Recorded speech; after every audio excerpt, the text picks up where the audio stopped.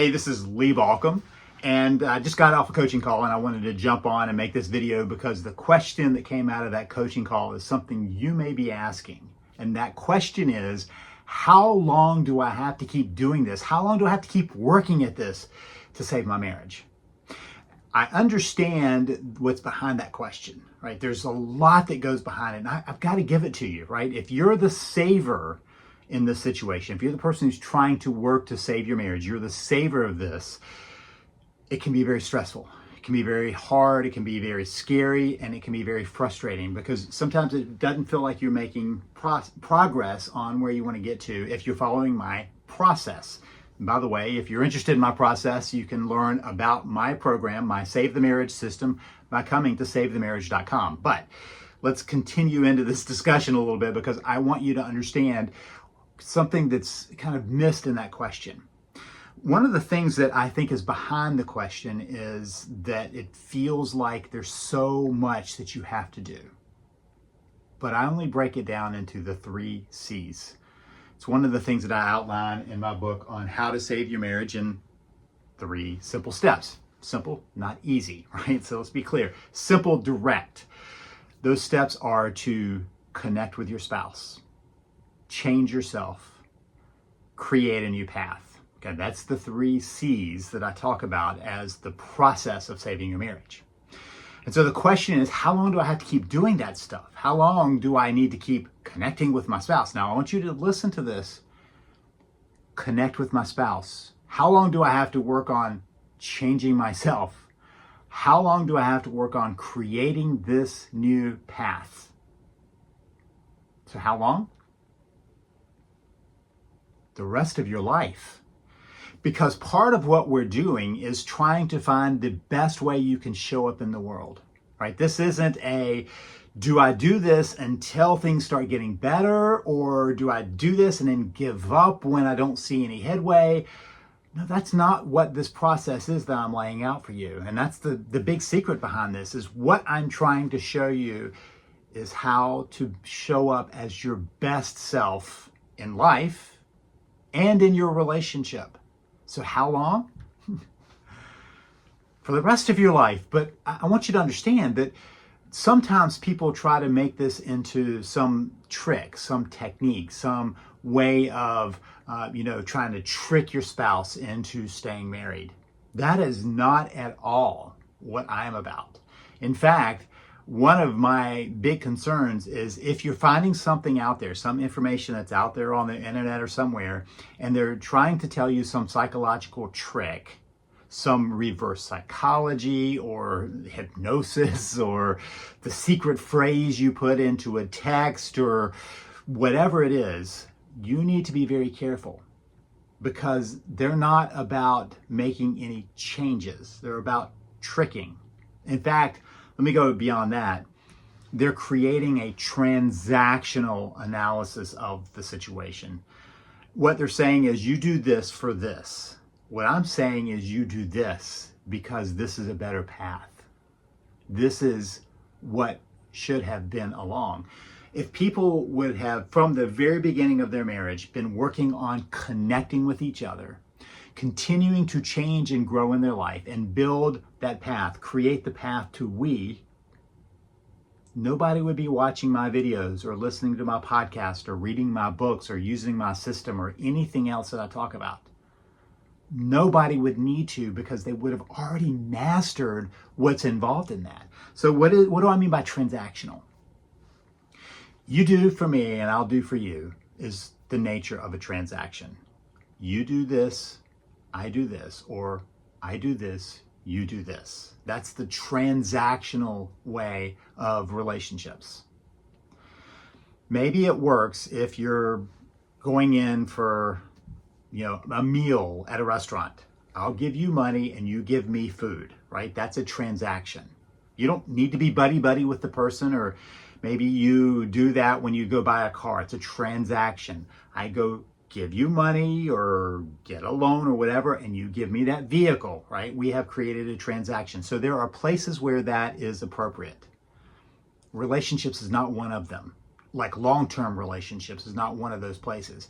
And yet that's often what these processes these tricks are about is, if you do this, then I'll do this. You fool them into this and they will do this. It's not about showing up. It's not about making any changes. And so what happens is you end up recreating the problems that you've had all along because you've never tackled the real issues here. What are the real issues? The real issues if you got disconnected in your relationship, you got stagnant along the way, and nobody ever told you that you were trying to build a we in the relationship. You were trying to be that team, an us, a we. And because you didn't know it, you didn't know to aim in that direction. And somewhere along the way, we hit the pause button so the connection goes away. And somewhere along the way, we think we're all grown up and there's no reason for us to keep growing or changing. Wrong, wrong, and wrong. We all need to continue to connect because that is the nature of life that is fulfilling. A lot of research. I've got some books over here that I've been going through. The research about why do people live long and how do they find meaning and purpose. Number one element, they have strong relationships. One of the places to have that strong relationship, in a marriage, in a successful marriage. So sometimes people are like, should I just stay married for the kids or for this? And I'm like, why don't you stay married to build a great marriage? Why don't we get to the place where we stay married because we're going to work on rebuilding the marriage to get to the place where we both want it to be? That's a better deal. In my mind, that's a better deal than some of the alternatives, right? So let's get rid of that idea that we have to, do something for a while, long enough to maybe fool our spouse or long enough to get to where we thought we used to be. One of the things that I hear from people all the time is say, if I could just get back to 5 years ago before we had this problem, or if I could just get back to whenever it was, and they can point to a place back there, then we would be okay. Can you get me back to that place? That is not where we want to get to. We need to get to a different place, a new place. Why? Because if you go back to that place and you continue forward, you end up here, right where you are.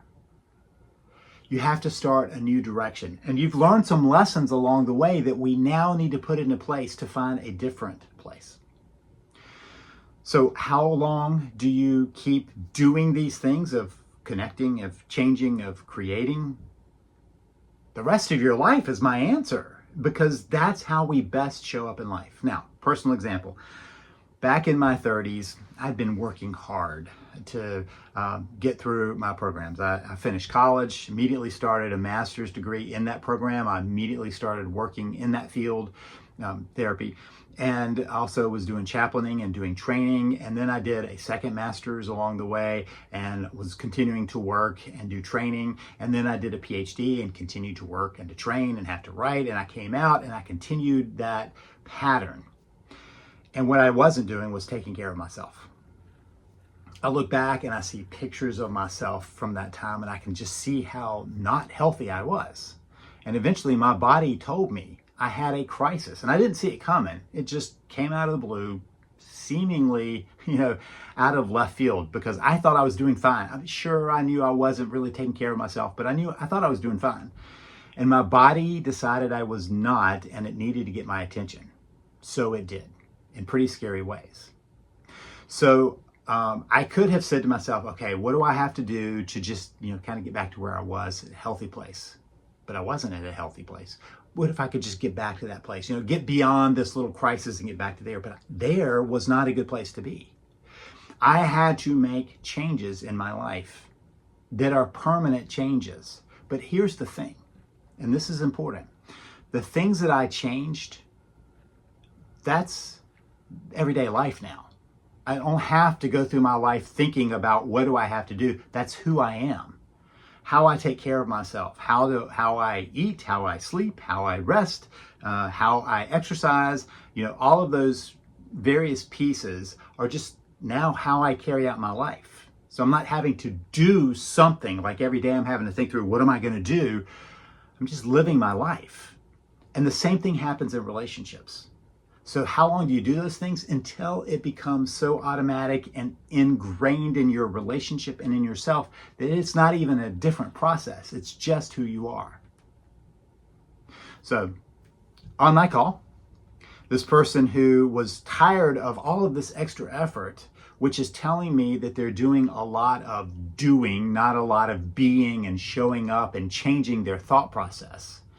And so we had to step back and ask the question, who is it you need to be in order to save your marriage? Who do you need to be in the relationship to save your marriage? Because it's not what do you do, it's who you are and how you show up. The answer to the question, how long?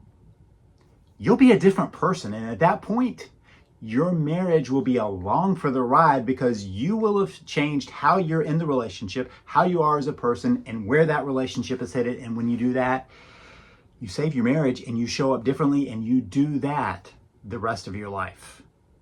But it doesn't have to be an effort. If you need help in figuring out how to get there, come visit me at savethemarriage.com. That's savethemarriage.com. This is Lee Balcom wishing you the best as you work to save your marriage.